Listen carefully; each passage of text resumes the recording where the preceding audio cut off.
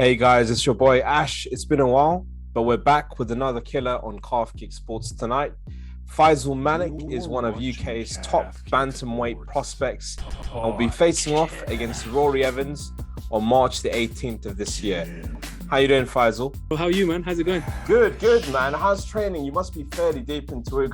We'll get the boring question out of the way. Like, how's fucking training going, man? Yeah, bro. The usual, man. 3 sessions a day, striking, grappling, some sort of conditioning. Yeah. Just banging it out, bro. We're banging it out. Now, I know you took this fight under short notice. Is that correct? Yeah, about a month, innit? I had about a month. Great. Month-ish. I mean, how do you feel taking this fight under short notice? I know that's not something that's like new to you. You've taken a fight under short notice at 155 in the past, I remember. Bro. I've read. So you took that fight under 155, 20 pounds, like, very, very short notice. How does this stem? Is this easier? Is this harder? But this one, because like I'm in good shape, like I'm okay, I'm sharp. So that's why I took it. I was like, yeah, why not? Plus, I was planning on fighting in March anyway. My manager was telling me get ready for March and stuff. So I was on point for March, and then when they gave me Rory, I was like, yeah, say no more, I'm ready, let's go. Do you know much about Rory Evans, or like, do you know much about his fighting style? Like, anything specific that you're going to go into there with? Yeah, so basically, I always watch like all bantamweights. I always just watch anyone who I know I'm going to fight. Yeah. So I always, not too much, but I just keep my eye on them, see like what the style is like, what they're doing. And so I think I've seen about 3 of Rory's fights, and one of them was live. And I always knew, he's bantamweight. He's on a little win streak. My older brother said to me, you know what, you're probably going to fight in for your debut. Randomly said it to me. And that's what happened. And then since then, we've both been watching him, like me and my brother and stuff. And then when I got the opponent, like we basically knew it. So then we already knew what it was about. He's a little bit of a grappler, a little bit of a striker, a bit of both. Yeah. So, I mean, it's an interesting one, isn't it? Because it's a short notice fight. It's at Cage Warriors. It's your first fight of a multi-fight contract, isn't it? Is this your biggest fight ever, would you say, at the moment? Going into this far into your career? Yeah, you can say, because of the platform. Cage Warriors is a good platform, great platform. Yeah, probably is. Yeah, but to me, it's just normal, bro. Seriously, I'm just like, next fight. It's just the next fight. Yeah, man. I can see you just ultra. I don't really think too deep into it. It's just like, for me, it's like my goal is like to be in the UFC at the top. So it's like, if this is what I have to do, then I'll just do it. Yeah, and just going through your posts, I literally went through a lot of your stuff. Yeah, just okay. Like a crazy ex, man. But I was going through all of it, and I was like, man, like, just the confidence, man. There's been posts I've seen before. Like, yeah, I guarantee you, man. First round finish, man. I'm gonna get this quickly. I'm gonna get this done quickly. So you seem very, very confident going into every single fight, which is amazing to see, man. You need that kind of uber level of confidence. Now, we also still guess, do you ever go through some anxiety going into fights? Because obviously you got this portrayal of like, yeah, man, I'm gonna smash him. But do you ever have to fight with your mind in a way? Like, yeah, bro, 100%. Yeah, 100%. Like, you get phases like you just get a little bit like sparring. Some day might not go great, or something's not clicking. Yeah, and you're just like, oh, like flip sake, like what's going on? Then you just need to have a little bit of that. But what happens is, like with me, like as the fight gets closer, you just become more like an animal, not a real talk. Yeah, you just become more like, you know what? I don't care. I'm just a fight at the end of the day. Let's not overthink it. We're gonna fight. So let's fight. Simple. Like I'm gonna fight you. Like, let's go. So like, sometimes if you think of it too much technically, like, oh, I've got to throw this and do this and do that, it messes with your head a bit. You get me? So it's like, you know what? At the end of the day, it's a fight, and I'm gonna win. Simple. Like I'm gonna fight till to the end, basically. Do you get where I'm coming from? Yeah, of course, man. I mean, I've heard that so many times as well. They're like, I've had to fight with myself, but at the end of the day, what's the point of overthinking it? I think I've heard Sam Alvey said this. So he said this before, and he even said, it's a fight, man. Why are people overthinking this? Like, bro. It's just one thing you got to do. But at the same time, for someone like me who doesn't compete, I'm like, You could just lose, you could just lose your life. Yeah, man. of course. 100%, man. Like a lot of the confidence like comes from the training. As you like, you just feel like you're unstoppable. Like as you're training and stuff like that. Do you get me? So like a lot of the confidence comes from that, and just I don't know, just like self-belief, stuff like that. Do you visualization? Like you visualize a lot as well. Like different scenarios, and I'm always saying to myself, like, I've got it all covered. Like every area I can cover it. I always make sure that there's no, like, I've touched on everything. Do you get it? Yeah, it's like I try my best to really push myself. Yeah, it's like the secret, isn't it? Like you visualize it. I think there's other fighters that use similar techniques as well. Like I know Conor McGregor was a big fan of it. Shame what happened to him, but like at the beginning he had that single mind stuff going for him, man. But I mean, obviously, you go through your own kind of issues, like very little because you seem very confident anyway. And you deal with it in it seems very healthy manner. Now, obviously, we're both South Asian, man. How does it feel like your family supporting you? Because obviously, at the beginning, when you came to them and goes, look, I want to be a fighter, man. What was their reaction? At first, like, well, to be honest with you, like my family, they supported me from like the minute I made that decision. But awesome, obviously, man. there was still like, come on, man, like come on, you need to go uni and all that kind of stuff. And like it's a big risk and stuff like that. But I just said to him, like my dad and my mom and everyone, I was like, look, I can go to uni at 30, at 35, at 40, but I can't fight at that age. I can't start fighting at that age. Do you get where I'm coming from? So give me this opportunity and let me go as far as I can. Do you get me? Because I can go uni later. I can study later. I can get a job, corporate job, blah, blah, blah, at 40, at 35. But it's on me. I go, look, if I fail, it's on me. Don't worry. Like, I'll be fine. And also, like, like my family, they backed me from straight away, bro. They were like, awesome, that's fine, man. Do it. Yeah. That's hard, man, as well. Because, it's not just your parents as well. Like, just from my perspective, and I'm sure it's similar to you as well. It's not how your parents feel. It's about how the community feels, how their decision affects your parents. And like, oh, listen, like, we don't want you doing this, because your uncle. 100%. Who the fuck is this uncle, man? Who cares? Exactly. It's true, bro. That's how you got it bang on. You got it bang on. But like, my mom and dad was just like, they just fully supporting my brothers, everyone. They were just like, look, don't worry. Like, if you need to fund it, we'll fund it. Stuff like that. Like, we'll help you. Yeah. Did you ever have anyone like outside of your immediate family go, man, Faisal, man, what are you doing, man? Like, come on, just bro, do a normal job, bro. Like, what's going on, bro? I'm telling you, 80% of the people that I know, they're like, bro, because when I started it was like cage fighting, bro. It wasn't even called MMA. It wasn't called MMA, bro. It was like, bro, what are you doing, man? Like, what is this? Like, my family's like, some of my cousins are like, bro, like, this is like a ridiculous sport. Like, there's no future in this. Like, what are you doing? And I'm like, I don't know. I didn't even think of it that way. I just want to do it. Like, I was like, don't worry. Like, it's calm. Like, you don't think. You lot, don't worry. You lot carry on doing what you're doing.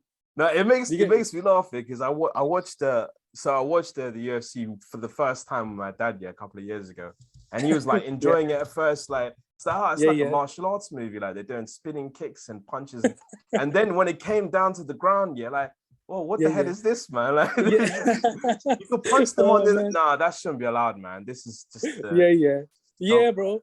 Trust me, it was seen as like, what the hell? This guy's lost it, mentally. He's not right. Yeah. But then what happened? As like MMA grew, Conor came, Khabib came, guys, people are getting more educated. Yeah. Do you get it?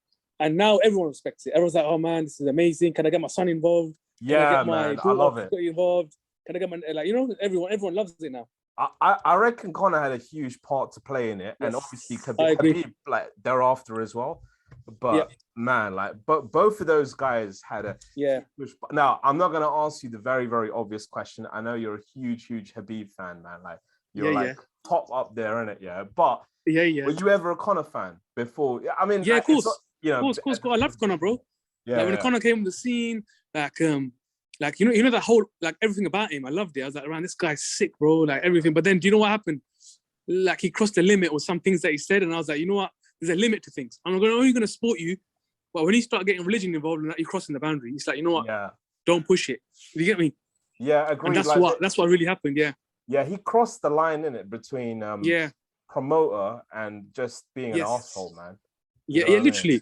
Yeah, Like, that's right. That's right. Yeah, man. because I get it. Like, you could talk about, a man's ability and, how you're gonna Yeah, knock them out, and you could yeah, even say you could kill them. But I think there's yeah, certain things you shouldn't mention, like, as you mentioned, like religion and his wife. yeah, That was pretty yeah, yeah. raw, Exactly, man. exactly. Yeah, that was literally from that day. Like, you just switch off from him. It's like, forget this guy, bro. He's a fool. But Yeah, before that, bro, I love these videos. Rise was amazing. Like, from when he came from Cage Warriors into the UFC, like, I was like literally glued to Conor. yeah, Like, man. like watching everything. Like, it was sick. It was sick. You know what was crazy? You know what I loved? Yeah, like so I had people that didn't really watch UFC. Right. When Conor was first starting. And do you remember that Mm. UFC card where he fought Diego Brandao on the UFC Fight Yes. Pass? Yeah, And yeah, mate, he got like, I think he got 1 million UFC subscribers, just from that one night alone. No way. Just something Bro, ridiculous, okay. man. Like, he got Yeah, like loads of subs, yeah. yeah, But ever since then, I'm like, this guy is, if he becomes a champion, like, he's yeah, destined to be a fucking star, man. Like, for sure. yeah, 100. But He had that thing about him, yeah, innit? no, Yeah. go for it. Sorry. No, he had that thing about him, that there was something special about him. Like, when he came onto the scene, because he was getting people that don't even watch him, mate, as fans. Yeah. Yeah, do you get me? Like, I'm going to the local shop. My man's like, yeah, bro, I was watching Conor's fight this week. I'm like, when did you become a fan? Like, Yeah. I'm like, bro, easy, man's on it. The worst is when I was watching it with people that are complete casuals, yeah, and they wouldn't shut the fuck up about something else in the undercard. And like, you're watching with them, and you're like, oh my god, man. If you're just watching it for the main fight, just come at 4 in the morning, man. Like, yeah, leave it, bro. He just ruined it for me. So why do you like it? This is a bit. I mean, what makes you such a big fan of Khabib? I mean, I've heard so many reasons. What's your kind for me, it's yeah. I just like the way he keeps it real. He's just him, bro. Like, he's just like simple. You get me? Like, he's just so real, and that's what I love about it, because somebody with his like reputation and following and stuff, like, he can stunt and he can do all sorts. You get it? But he's just so normal, bro. Like, they're offering like him ridiculous money to come back. He's like, nah, man, I made a promise to my mom. Yeah, like, I'm not coming back. Like, stuff like that. I love that stuff. Real, like being real. That's what I'm about, and I love that. And plus, also, like, when he fights, bro, he's just coming to take your head off. Like, he's coming to win. Yeah. Like, he keeps it humble, but when the door closes, it's on. And it's like, I just love that. I'm just like, I love this. I love that whole, the way he carries himself. He's a proper role model, man. Proper. Yeah, I love Khabib as well, man. I mean, he's I think he retired a little bit early to be in the overall GOAT discussion, but there's no argument who's the greatest lightweight of all time, man. 100%, I agree. Like, there's no one better. I mean, and it's crazy, because you've got some great lightweights before that. You had RDA, you had like BJ Penn, people that forget about, who are the greatest lightweight champions ever. And then along comes Khabib and just smashes everyone, man. It's crazy. Yeah, literally, man. Isn't it? You base your style on him, because I've noticed a lot of your fights here. You're just there to maul, man. You're there to take them down, maul them. Get top position, get side control, smash them, get mount, get a submission. Do you base a lot of your style around him as well? Yeah, like when it comes to the grappling, 100%. Like, I want that constant pressure and nasty ground and pound, looking for the finish. But a lot of the times is because I've been grappling and wrestling for at least 10, 12 years now. Like, the guys I'm wrestling, the guys I'm fighting, like, they don't have that. Yeah, they do this MMA wrestling, couple of 6-7 months, and I'm like, bro, like, the minute I clinch with them, I'm like, oh, I got you. Like, do you get it? I can gauge it. Do you get where I'm coming from? Even when I study them, I'm like, all right, he's making this mistake, that mistake. So then I'm like, you know what? Let me just take the fight where they're uncomfortable. Do you get me? Yeah. And it's something one of my coaches said time back. Yeah, he said this to me. He said, like, everybody's got a puncher's chance, but nobody's got a grappler's chance. Like, if you don't know grappling, you don't have a chance. Like, that's simple. You're not gonna do a fluky armbar or something. Like, you get it? Or he without knowing. You get it? Like, you can land a shot, but fluky armbar, man.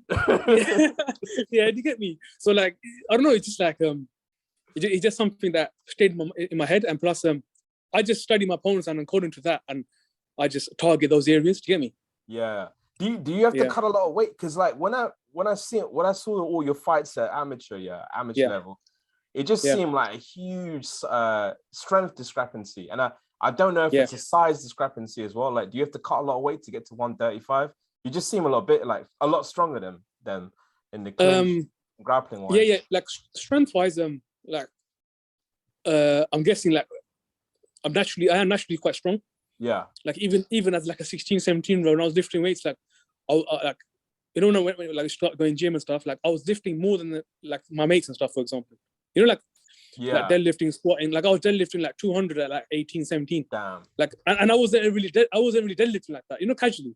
Yeah. Like just going to the gym, squatting like 170, stuff like that. Like strength has always been like a part of something that I had naturally.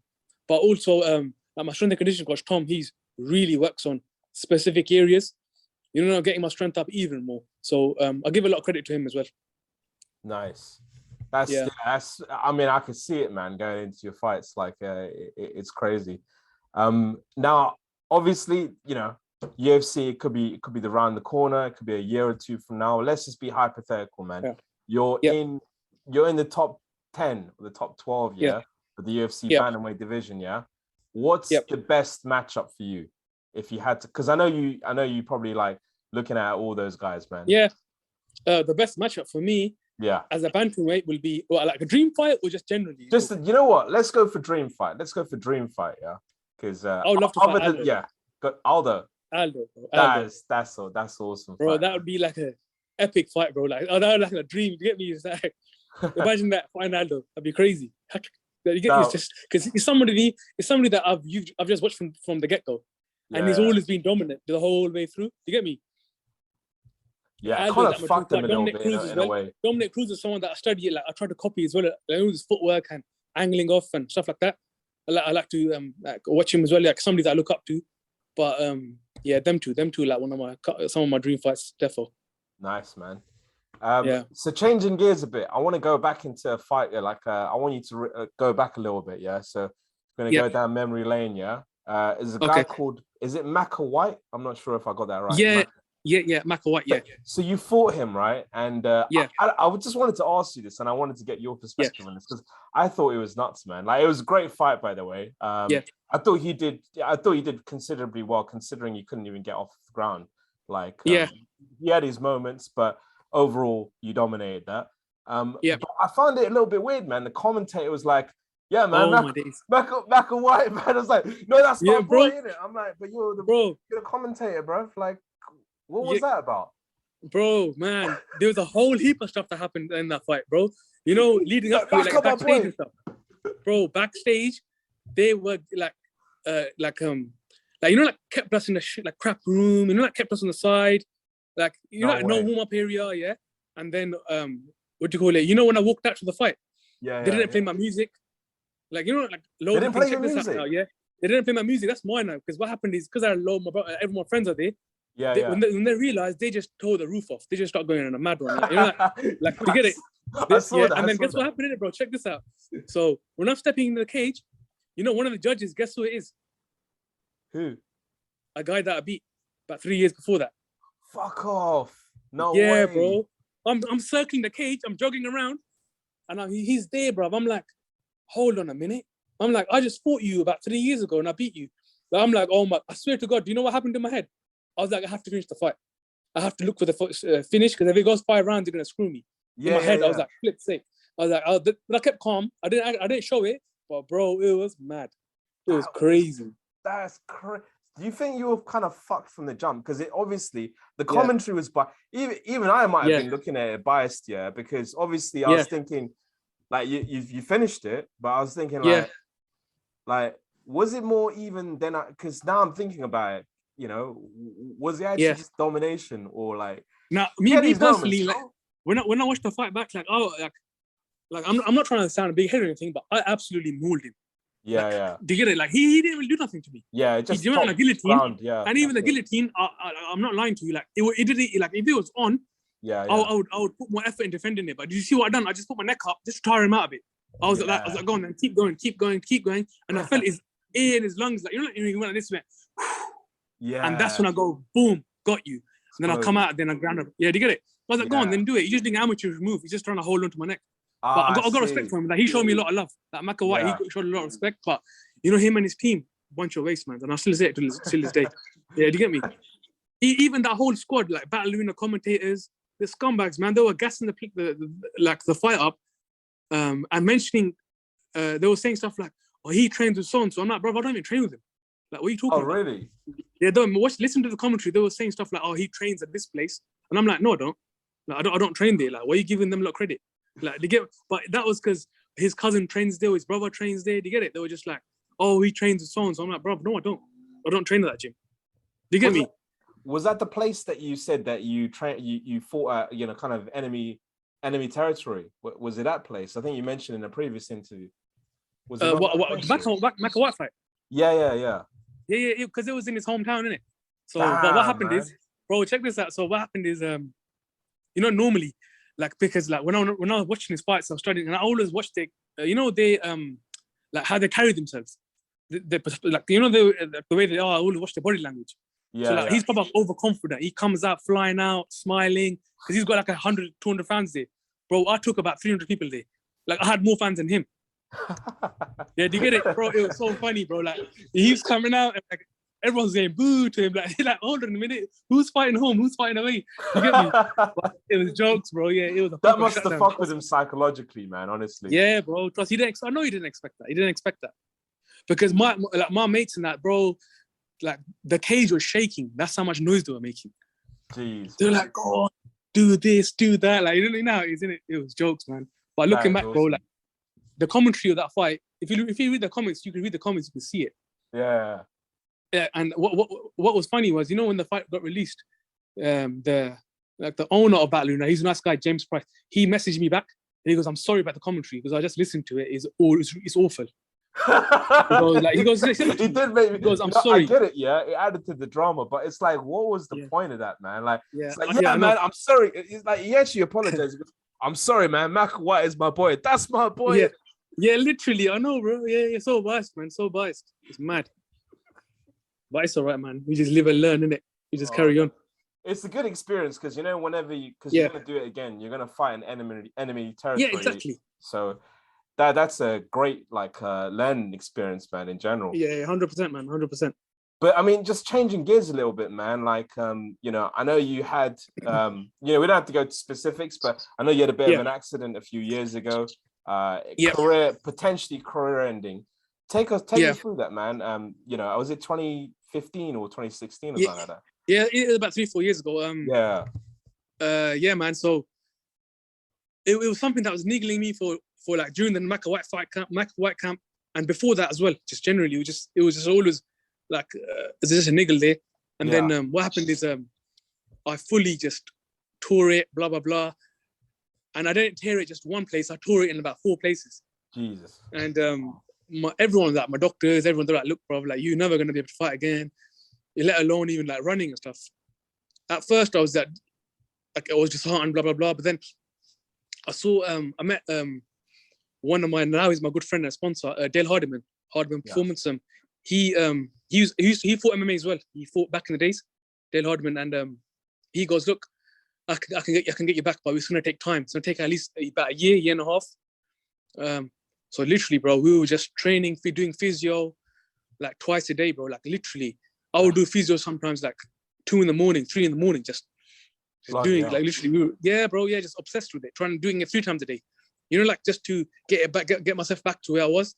And then it took about a good year, and then that's it, bro. We came back, man. And even till this day, like everyone's like, "Oh, like how the hell did you manage to do that?" You know, when I tell them what the injury is and stuff, they're like, "Bro, it's unheard of." But it's a tough time, man. It gave me a time to actually reflect, because during that time, I don't know, I was just like talking to myself a lot, like, you know, like just like, if I come back, like it's a blessing from God. You get me?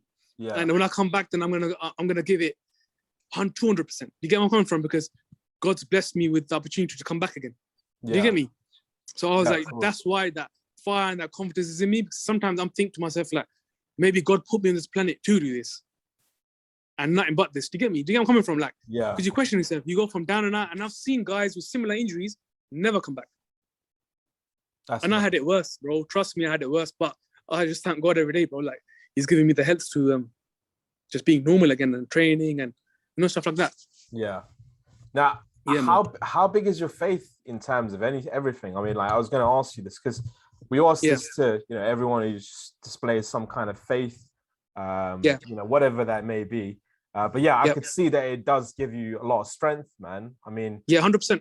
Yeah, talk me through that, man. I mean, yeah, is that something you had early on in your career, or something you developed as your career went on?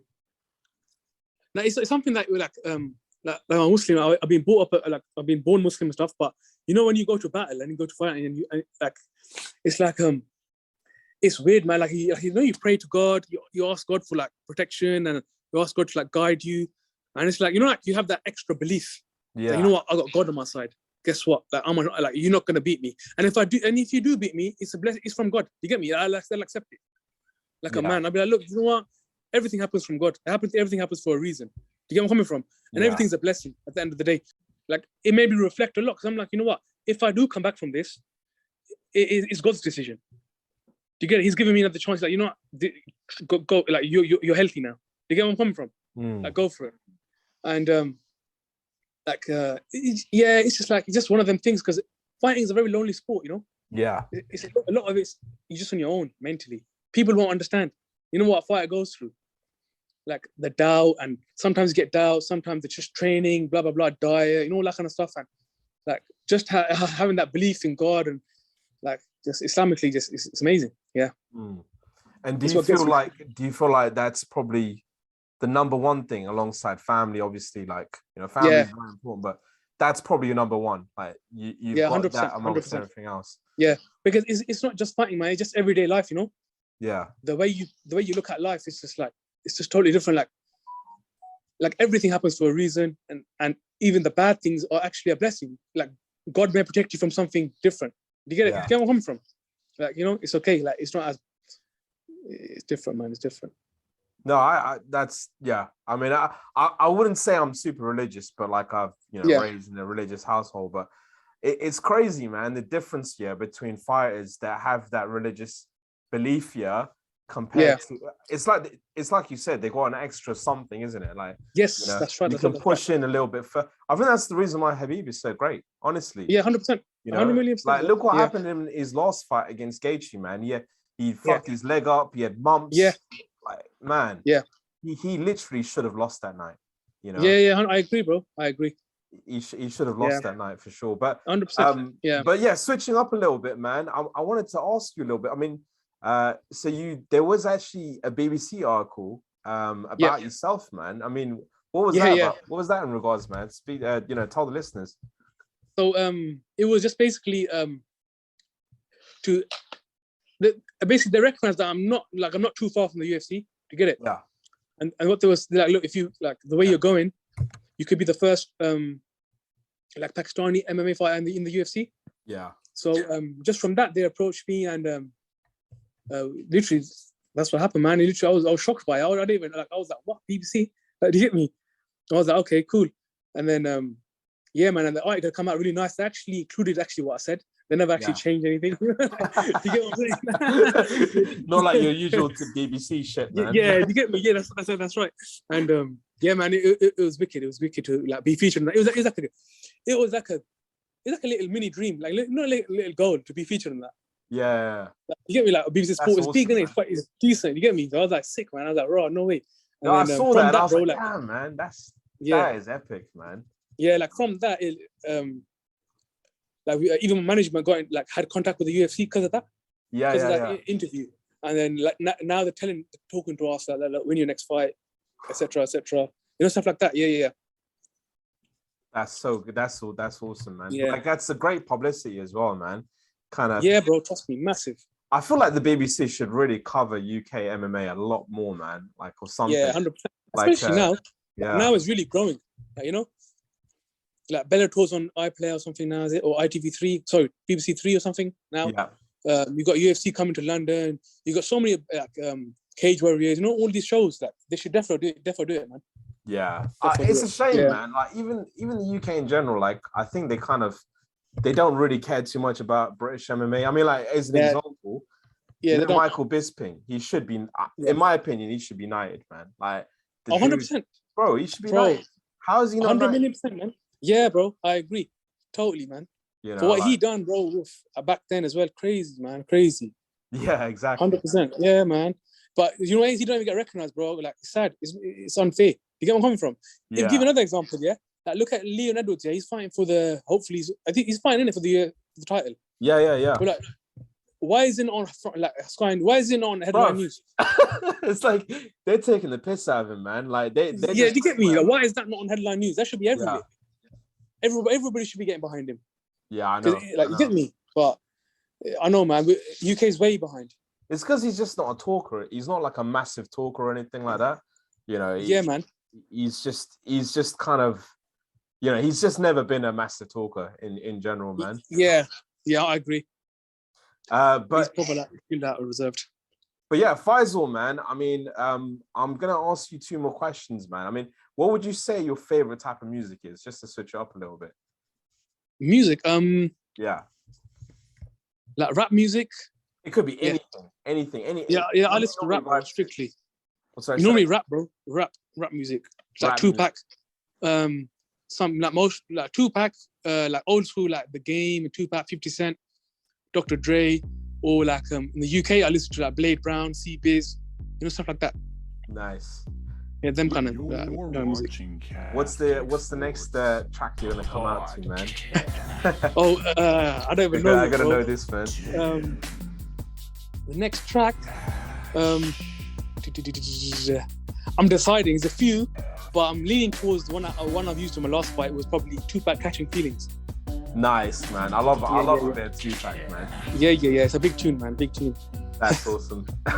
Yeah. But yeah, Faisal, man. It was a pleasure having you on. I really enjoyed having you on. It was a great chat, man. And yeah, man. I'm gonna let you have the last word, man. Where can everyone find you? Just plug anything you want. Plug any sponsors. Go for it, man. It's your spotlight. Yeah, cool, man. Everyone can catch me on my Instagram. Well, all my social medias are the same. It's fsmalik145. And yeah, man. Hope you enjoy the podcast interview from me, and hope you follow me and enjoy the journey, man, to the top. Thank you so much, Faisal, man. Pakistan's next world champion, bro. Inshallah, man. Thank you, bro. Nice one. No worries, man.